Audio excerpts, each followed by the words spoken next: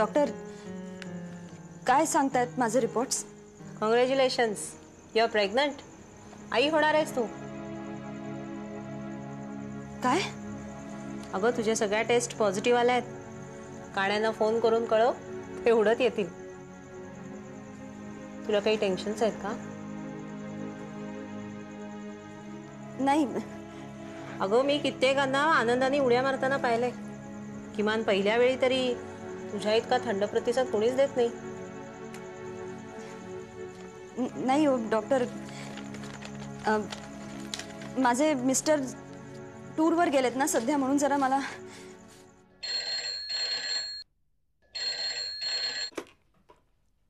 Hello, मी निमकर बोलतोय. नाही बरं बरं ठीक आहे, मी तसं सांगतो. बंटी, बोला. पार्ला पोलीस स्टेशनवरून फोन होता. वागळेचा होता? इन्स्पेक्टर वागळे साहेबांचा होता. इन्स्पेक्टर वागळे साहेब वगैरे एवढं काय आदराने बोलायची गरज नाही आहे. त्यांना काही घाबरायचं कारण नाही. घाबरायचं त्यांनी ज्यांनी गुन्हा केला असेल. कशासाठी बोलवलं? आता ते तिथे गेल्यावरच कळेल ना. एवढं काय महत्वाचं नसेल. आम्हाला नाही कधी बोलवत ते. काय असतं ना अंकल, ह्या पोलिसांना ना वेगळा विचार करणारी माणसं हवी असतात. एखादी घटना घडली आणि त्याचं त्यांना गूढ उलगडता येत नसेल ना, तर मग अशी कुशाग्र बुद्धीची माणसं त्यांचं लॉजिक वापरून त्यांना एखादा क्ल्यू देऊ शकतात. नाही, हे सगळे गुण तुझ्यात आहेत हे पोलिसांना कळले कधी? तू तिकडे वरच्यावर जायला गेलास तेव्हाच ना. हे काय नवीन आणखीन? मला खरंच काय माहिती नाही. हे बघ, तुला मी शेवटचं सांगतो, या घरामध्ये परत पोलिसांचा फोन आलेला मला चालणार नाही, कळलं? नाही, मी नाही करणार, पण त्यांनी केला तर? फालतू विनोद करू नकोस. समजतोस कोण तुम्हाला? कॉलेज मधला तुझा मित्र? I am sorry. You should be. अजून एक गोष्ट तुला सांगतो, आजपर्यंत मी तुला कधी बोललो नाही, पण यापुढे काही काही गोष्टींचा निर्णय मला हेड ऑफ द फॅमिली म्हणून घ्यायला लागणार आहे. आणि त्यात मी सुनंदा बिनंदा कोणाचाही विचार करणार नाही. लक्ष ठेवलेस तू? यापुढे तुम्हाला तक्रारीला जागा नाही देणार. हे असे शब्दही तुम्हाला अनेक वेळेला दिलेले आहेस. आजपर्यंत मी तुला एका शब्दाने कधी बोललो नाही, कधी दुखावलं नाही. ते केवळ सुनंदाचा विचार करून. पण आता माझ्या गळ्यापर्यंत आलंय सगळं. माझ्या घरासाठी, इतरांसाठी मला हा निर्णय घ्यायला लागतोय. हे बघ, तुझ्या या अशा वागण्याने तू आम्हाला आणि स्वतःला किती दिवस फसवणार आहे. हे बघ, वेळ जायच्यात माझं ऐक, तू जरा सुधार. सगळ्यांचा विचार कर आमचा. सुधार, जरा सुधार. नाहीतर नाही रे, खरंच माझ्यासारखा दुसरा वाईट माणूस तुला कधी भेटणार नाही. तुला शेवटचं सांगतोय मी बंटी, शेवटचं. हॅलो. हॅलो. हा आकांक्षा बोल. आहेस कुठे तू? चराचरात. नाही, देहरूपानं कुठे आहेस? इथे हॉटेल चंद्रलोक, रूम नंबर 203. येतोयस? तुझी खूप आठवण येते रे. हो, मलाही यावंसं वाटतंय अगं, पण इथे खूप कामं आहेत. मी आताही कामातच आहे अगं. बरं एनिवे बोल, काय काम काय होतं? नाही, काम असं नाही, तुला सांगायचं होतं काहीतरी. अच्छा, कोणतं काम झालंय? असं फोनवर नाही सांगता येणार. तुला प्रत्यक्ष भेटल्यावरच सांगेन. म्हणजे तू काय तिथेच राहणार आहेस? असं कसं शक्य आहे? मी येतेय ना. तुला लवकरात लवकर येऊन भेटावंसं वाटतंय मला. अरे तुला एक सॉलिड गुड न्यूज द्यायची आहे. काय लॉटरी बिटरी लागली की काय? त्याच्यापेक्षाही खूप खूप मोठी. मग सांग ना. असं नाही, तू भेटल्यावरच सांगेन. आणि गेस करत राहा न्यूज काय असेल ती. Okay, bye. बाय.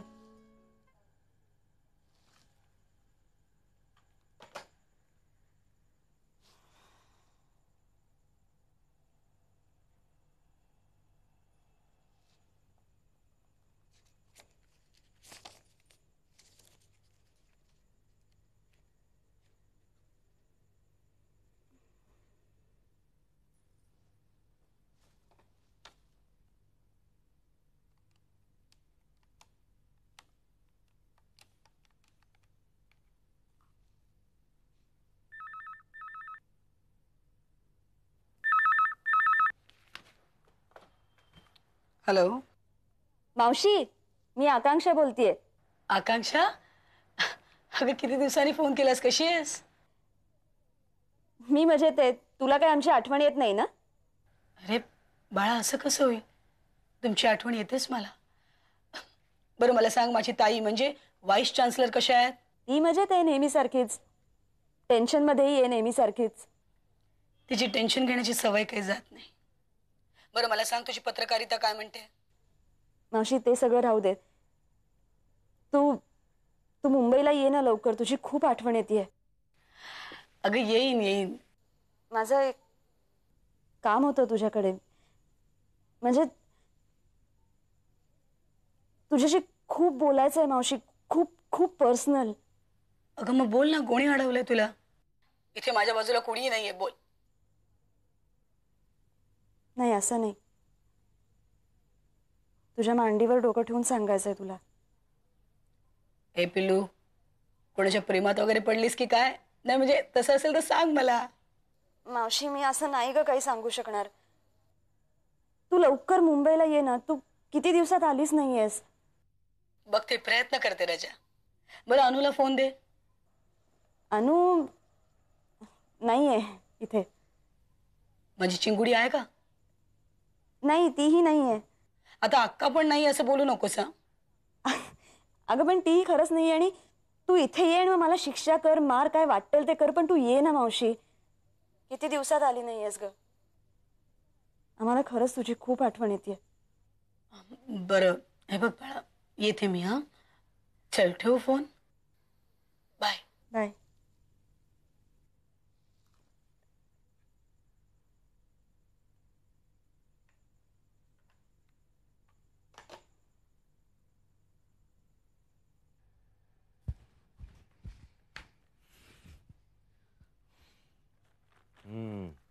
काय म्हणतंय तुमचं गॅरेज?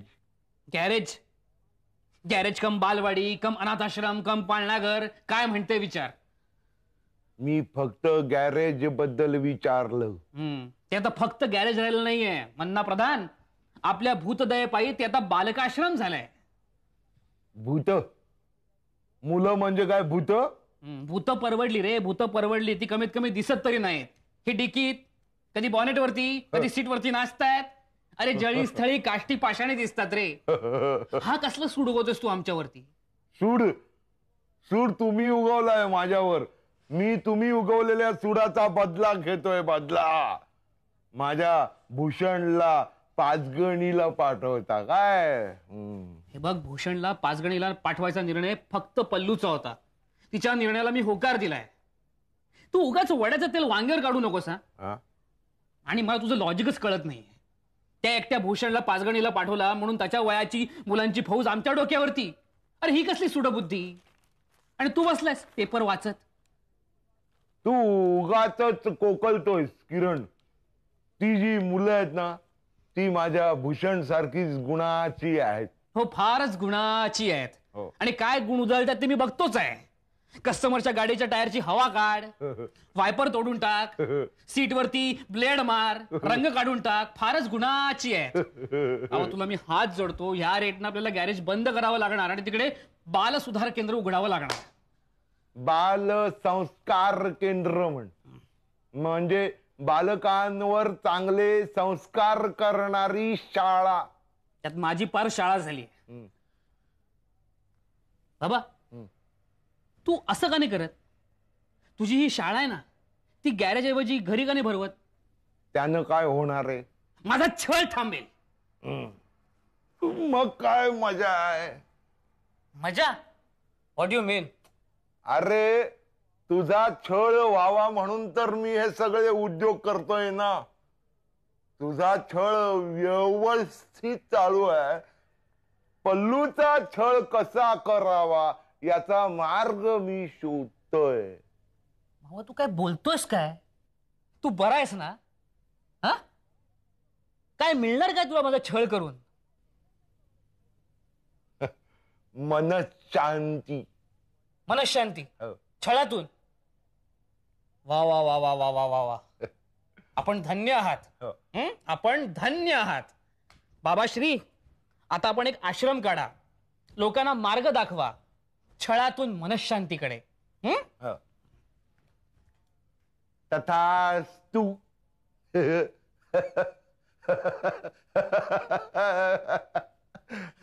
वेडाच वेडा. हे बघा, मी तुम्हाला नंतर कॉन्टॅक्ट केला तर चालेल का? नाही काय आहे, असं फोनवरून बोलण्यापेक्षा मी तुमच्या प्रश्नाला, तुमच्या पत्राला अगदी सविस्तर उत्तर पाठवेन. चालेल? हो, आणखीन नाही एक सांगायचं होतं मला. सांगू का? हां, काय आहे, जेव्हा तुम्ही एखादी समस्या मांडता किंवा मला सांगताना त्यावेळी त्याच्या उपाययोजना, त्याचे परिणाम याबद्दल संपूर्ण विवेचन मला पाठवत जा. म्हणजे काय, मला निर्णय घेणं सोपं जाईल. नाही, काय होतं, कधी कधी मला तुमच्या कॉलेजबद्दल संपूर्ण माहिती नसते, तुमच्या कॉलेजमधलं वातावरण माहितीचं नसतं, तुमच्या कॉलेजचा पूर्वेतिहास मला माहिती नसतो, आणि अशा वेळी कदाचित चुकीचा निर्णय घेतला जाऊ शकतो माझ्याकडून. तेवढ्याच तुम्हाला कळतं ना मला काय म्हणायचं ते? ओके, हो, थँक्यू. ठेवू फोन? काय चांदेकर, काय आणलंय ते सगळं तुम्ही? तक्रारी. तक्रारी? विशेषतः कशाबद्दल आहेत? खरं तर त्या पूर्णपणे वाचायचा मलाही वेळ मिळालेला नाहीये, पण तरीही त्या तक्रारी इथे आणण्याचं कारण म्हणजे तक्रारींमध्ये झालेली लक्षणीय वाढ तुमच्या लक्षात आणून द्यावी. घेते मी. हॅलो, हो, सुधा जोशी बोलते. हो, द्या. नमस्कार साहेब. हो, मी सुधा जोशीच बोलते. हां, बरं.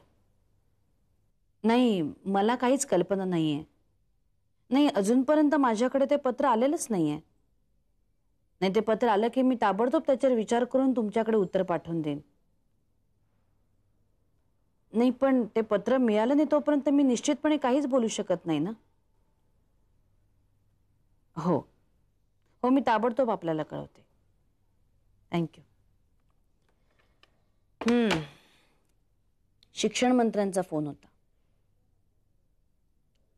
चांदेकर, फणसगावच्या ट्रस्टींनी शिक्षण मंत्र्यांनाही त्या पत्राची प्रत पाठवली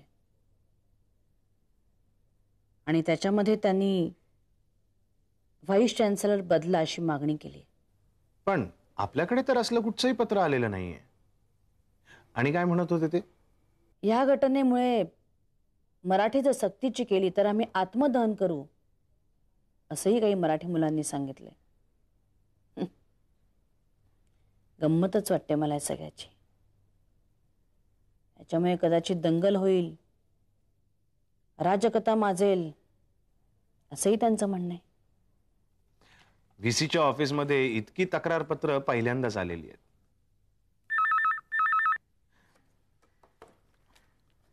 हॅलो, व्हीसीज ऑफिस. कोण? हा, एक मिनिट. है मॅडम, राज्यपालांना बोलायचंय. घेते. हॅलो, हो, मी सुधा जोशी बोलते. नमस्कार साहेब. नाही, अजूनही ते पत्र माझ्याकडे आलेलं नाहीये. नाही, मी माझ्या सेक्रेटरीना सांगितलं की जी काही पत्र आले त्यातली अतिमहत्वाची जी पत्र आहेत ती अगोदर तुम्ही बाजूला काढून ठेवा. हो. नाही साहेब, मलाही कळतंय की कठोर निर्णय घेण्याची गरज असली तर तो निर्णय घेण्याकरता फार विलंब लागायला नको. नाही, निर्णय कुठलाही असला तरी तो घ्यावा लागणारच कधी ना कधीतरी. आणि त्यासाठी काही जण असंतुष्ट होणारच. आपण निर्णय हा नेहमी चांगल्याकरताच घेत असतो, पण त्याच्यासाठी काही जणांवर अन्याय हा होणारच आहे. पण तरी सुद्धा तो निर्णय समजावून देता आला पाहिजे. बरोबर ना? नाही, ते पत्र माझ्याकडे आलं का ते मी पाहते आणि त्याच्यावर ताबडतोब मी उत्तर पाठवते आणि त्याची सीसी मी तुम्हाला पाठवून देते. Okay sir. Good day sir.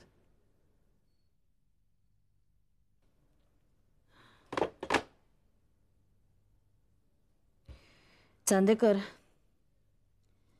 फणसगावच्या ट्रस्टींना तुम्ही ताबडतोब फॅक्स करा आणि त्यांना सांगा की ते पत्र ताबडतोब पाठवून द्या. त्यांनी राज्यपालांनाही ती परत पाठवली. आजपर्यंत शिक्षण मंत्र्यांचे राज्यपालांचे मला कधीच असे फोन आलेले नव्हते. विचारपूर्वकच हाताळायला हवं मॅडम. मला तर याच्यात काहीतरी गडबड असल्यासारखं वाटतं. चांदेकर, माझ्या निर्णय घेण्यात जर काही चूक होत असेल तर तुमचं मत तुम्ही मला अगदी निर्भीडपणे सांगा. मी त्याचा आदरच करेन. Yes madam.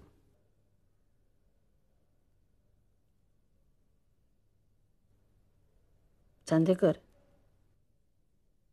मी ह्या सगळ्या प्रकरणाचा अगदी शेवटपर्यंत शोध घेईन आणि त्याकरता मला तुमचं सहकार्य लाभेल याची मला पूर्ण खात्री आहे.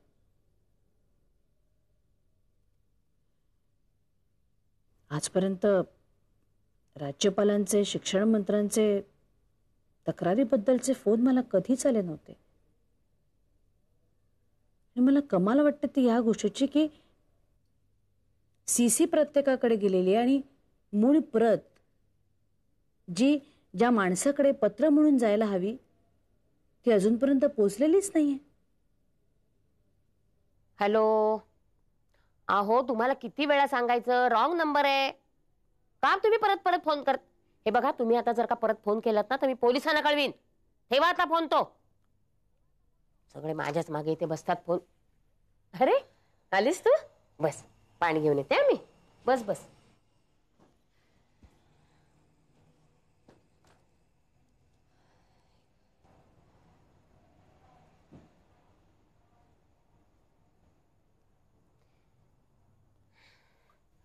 घे पाणी घे.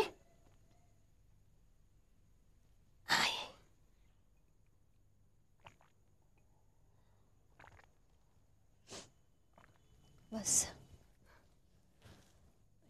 काय ग, दमलेली दिसतेस खूप. अगं, प्रवास करून आले ना आत्ता एवढा. अगं, प्रवास काय तू पहिल्यांदाच करतेस?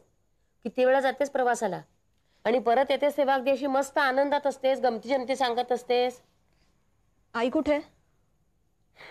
आई आपल्या ऑफिसच्या कामात आहे. आणि अक्षता आणि अनु? अगं, त्या सगळ्यांना आपापले कामं आहेत. मीच इथे रिकामी पडली. फोन सारखा वाजतोय मला. फोन. तुझ्या कामाचं काय झालं? काम? अगं, पुण्याला तू कामाला गेली होतीस ना, त्या कामात? हा हा, काम काय नेहमीच. काय झालं म्हणजे जरा थोड्या अडचणी आल्या त्याच्यात, पण ठीक आहे. मी तेवढं मी मॅनेज करू शकीन असं मला वाटतंय. म्हणजे करायला तर लागणारच ना आता.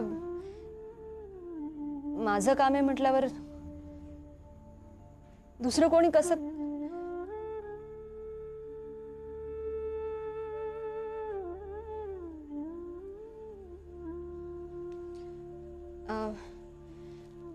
आजी, मला खायला कर ना काहीतरी. मी जरा फ्रेश होऊन येते.